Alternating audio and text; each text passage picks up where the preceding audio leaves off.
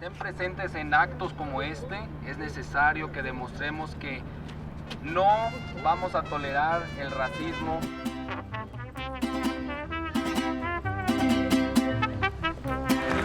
Continue to allow racist discussion about Mexicans.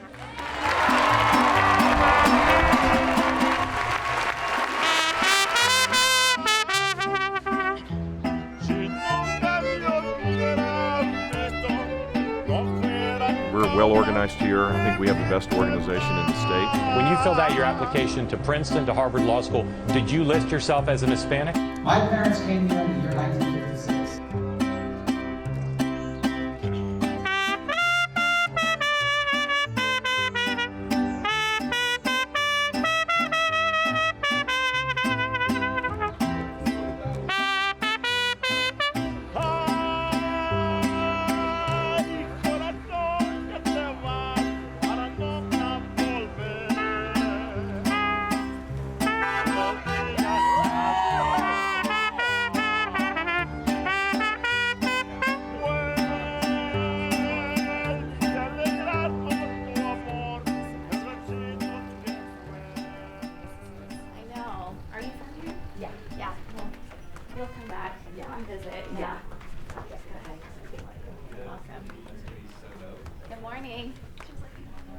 Hi.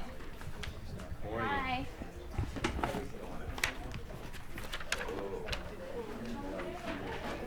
Hey, Phil. All right. How are you guys? Good, how are you? Good.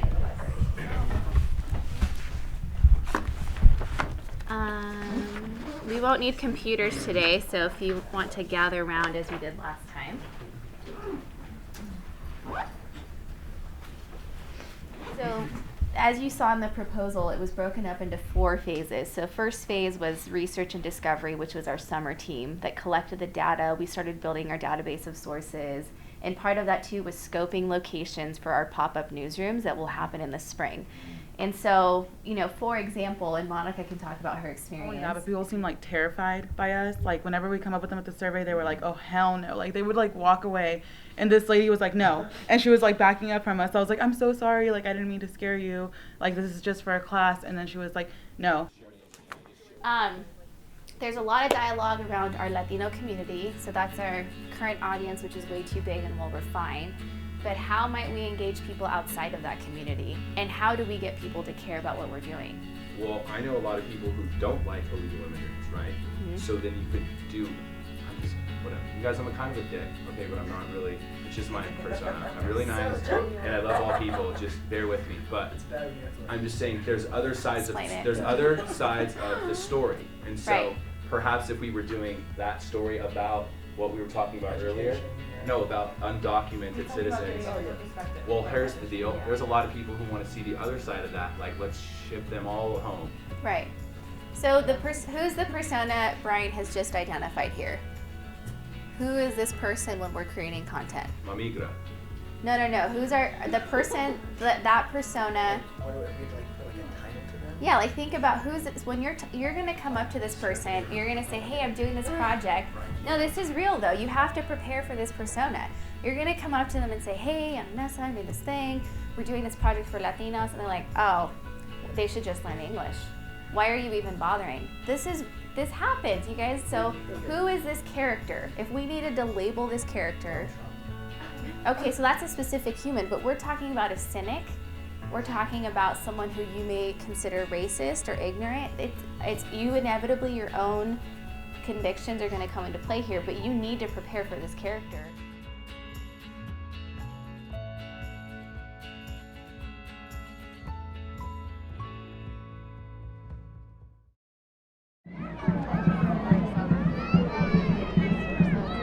Oh yeah, can you give us your first and last name?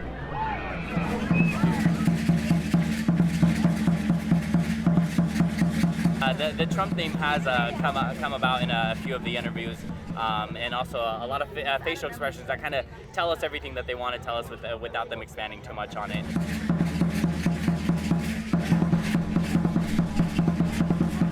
Okay, we're here on Wells, and this is actually Jeb's Bush booth.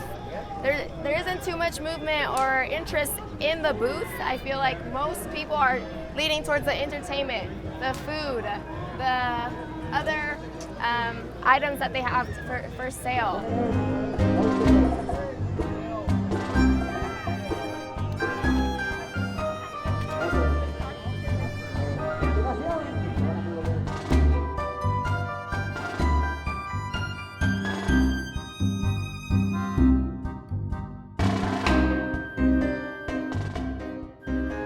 I'm Brian Kehoe for Noticiero Movil, and as you can see, the people are packing up here. This room was full of about 5,000 to 6,000 Trump supporters just moments ago.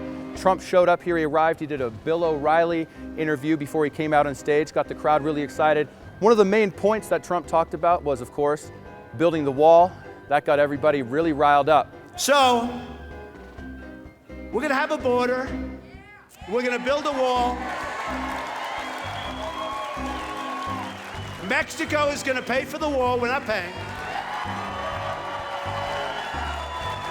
Just like CNBC gave up that hour, a lot of money, Mexico is going to pay. And I love Mexico, by the way, and I love the Mexican people, and I love the Hispanics. I have thousands of Hispanics that work for me right now. Thousands. You know, I gave a speech the other day in Miami at Trump National Doral, right smack in the heart of Miami. And I said, this is going to be interesting.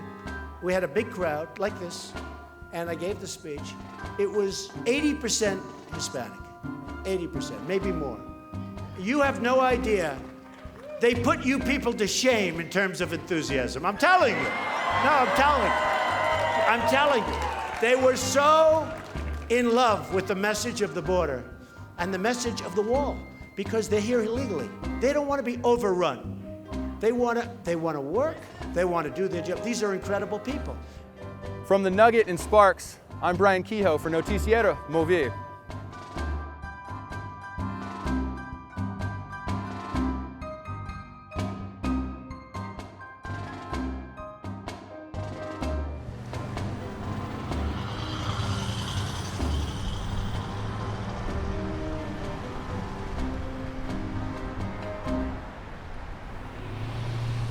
Hola, soy Mónica Gómez. Estamos aquí en Virginia Street, en la nueva oficina de Hillary Clinton.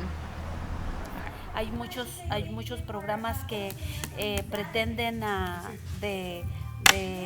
acerca de lo que está haciendo la Hillary. Entonces, como por ejemplo, está ayudando para que las becas de los estudiantes estén más baratas. Ya ve que todos los que vinimos al principio en este país, ahora ya tenemos hijos. Hola, ¿cómo estás?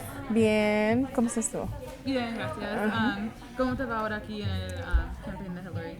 Nos va bien, ya estamos haciendo muchas llamadas, muchos números desconectados me han salido a mí, pero muy interesante hablar con las personas que sí contestan y quieren saber un poco más de la campaña.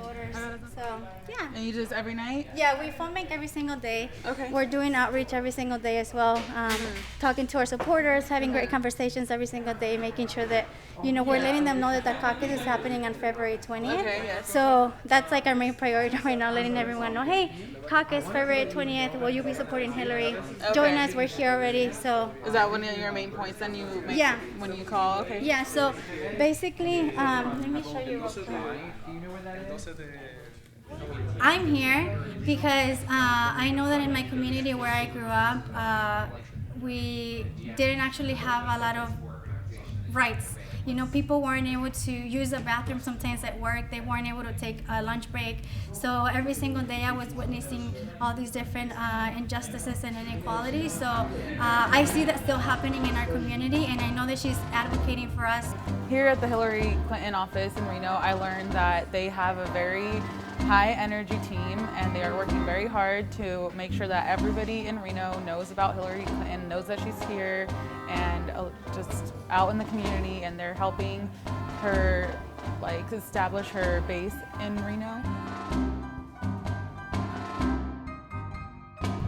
La candidatura de Hillary Clinton y queremos saber si nos apoyan.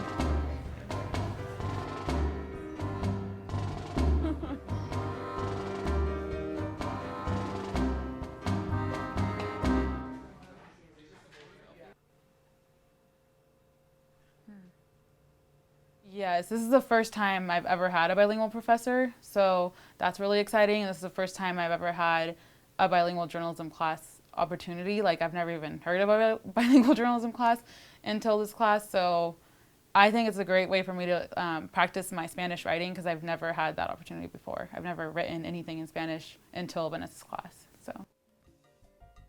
I've never seen all these different, like, candidates coming to a certain place and doing their rallies and coming and having an office in Reno. Like, that doesn't happen where I'm from at all. Like, not even in Sacramento. Like, I just never heard of this before.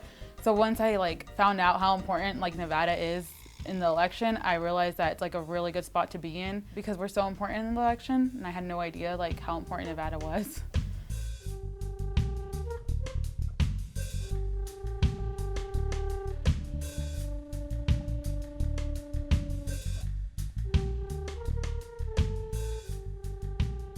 The idea was we would host an event in the community, not on campus, with the intention of bringing community members to the event to watch a debate and have discussion together. I haven't heard too much about the candidates, so I thought it'd be a fun thing to just come watch and learn more about them and see which way I want to go towards in my voting perspective.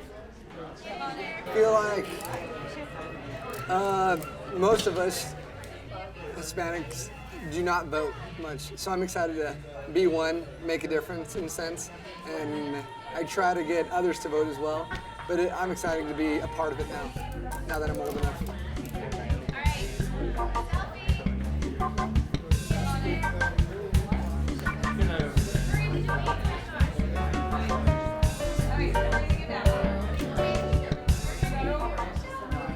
I'm just hoping for Hillary to come out strong, and she always comes out strong.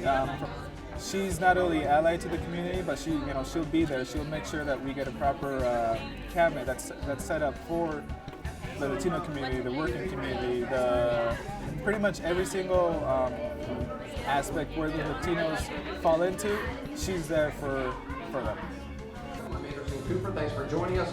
We're just seconds away from introducing the candidates to viewers in the United States and watching right now around the world. This debate is airing on CNN, CNN en Español, and CNN International. I have been proud and privileged to serve as First Lady, as a Senator from New York, and as Secretary of State.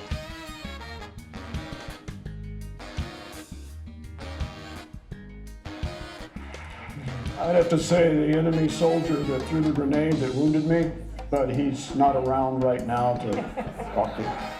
All right, time for closing statements. Each of you will have 90 seconds. Governor Chafee, let's begin with you. Thank you, Anderson. Thank you, CNN, and thank you, Facebook, for sponsoring this debate. America has many challenges confronting us.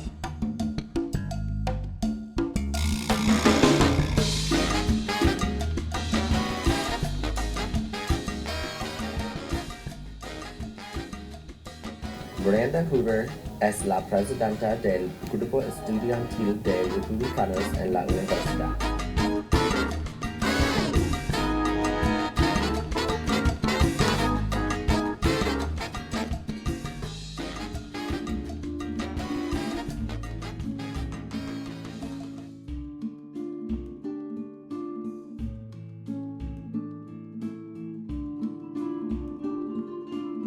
Yeah, if you guys can carry golden silence with you after this class and create safe spaces wherever you work, whatever the trigger or the cue is, to just like be respectful of other people's opinions, especially for topics like politics and immigration and all the things we were able to talk about in this class. So thank you. Yeah, you guys were amazing at creating a space for those kinds of dialogues and being able to speak up, and hopefully you felt like it was a space where you could speak your truth.